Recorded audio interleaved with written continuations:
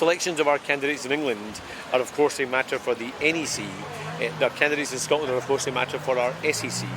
What I know specifically about Diane Abbott is she went through a disciplinary process, something she apologised for. She has had the Labour whip restored, and of course it's now for the NEC around final selection processes and judgments around who our candidates are.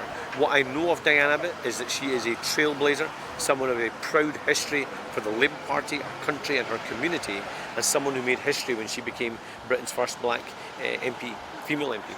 And another candidate is going to be Josh Simons. You called his comments a few months ago stupid and flippant. Are you happy that he's now a candidate?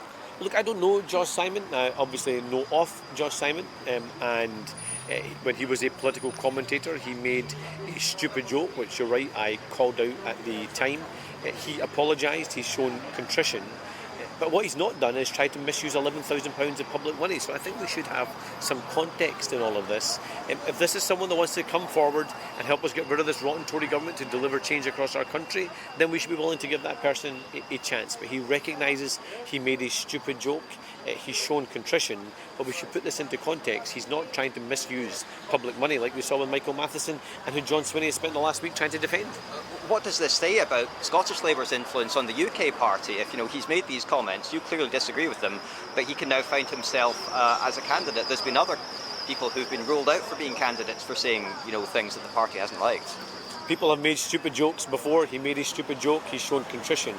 And what demonstrates the influence of the Labour Party in Scotland and what demonstrates the influence of Scotland is Scotland can finally get rid of this rotten Tory government.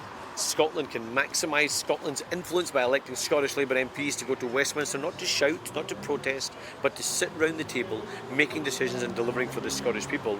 And we've already demonstrated through the close relationship Kieran have had over the last 3 years that he believes in his own words that Scotland will be at the heart of the next Labour government. We're already demonstrating what that change means in practice. GB Energy, a publicly owned energy generation company that will be headquartered here in Scotland. How we get rid of the non-dom tax loopholes to put more money into our NHS, for example.